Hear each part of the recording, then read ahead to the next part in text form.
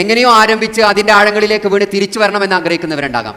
അവരോട് എന്താണ് പറയാനുള്ളത്? എങ്ങനെ തിരിച്ചു വരാൻ കഴിയും? ഇല്ല, സമൂഹത്തിൽ എന്തായാലും സമൂഹം അനുവദിച്ചിട്ട് നമുക്ക് തിരിച്ചു വരാൻ കഴിയില്ല. നമുക്ക് നമ്മളെ ഉണ്ടാവുള്ളൂ എന്നുള്ളൊരു ഉത്തമ ബോധ്യം ഉണ്ടെങ്കിൽ നമുക്ക് തിരിച്ചു വരാം. നമുക്ക് ഡോക്ടർമാർക്കും മറ്റുള്ള ഇപ്പോൾ പ്രൈവറ്റ് ഹോസ്പിറ്റലുകളാണെന്നുണ്ടെങ്കിൽ നമുക്ക് അവിടെ കൊണ്ടുപോയി ഇടാൻ പ്രശ്നവും കാര്യമൊന്നുമില്ല. നമ്മൾ പൈസ കൊടുത്തിട്ട് ഇടുന്നതാണ്.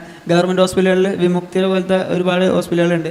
അതിലൊക്കെ ഹോസ്പിറ്റലിലേക്ക് കയറുന്ന സമയത്ത് നമ്മൾ ചോദിക്കും, നിങ്ങളുടെ താല്പര്യത്തോട് കൂടിയിട്ടാണോ നിങ്ങളിത് ഈ ഡ്രഗ്സ് ഉപയോഗം നിർത്താൻ വേണ്ടിയിട്ട് ഇങ്ങോട്ട് വന്നിട്ടുള്ളത്? അവർക്ക് താല്പര്യമില്ല, വീട്ടുകാർ നമ്മൾ തന്നെ ഇപ്പോൾ കുളം പറയാൻ ചെയ്യുള്ളൂ.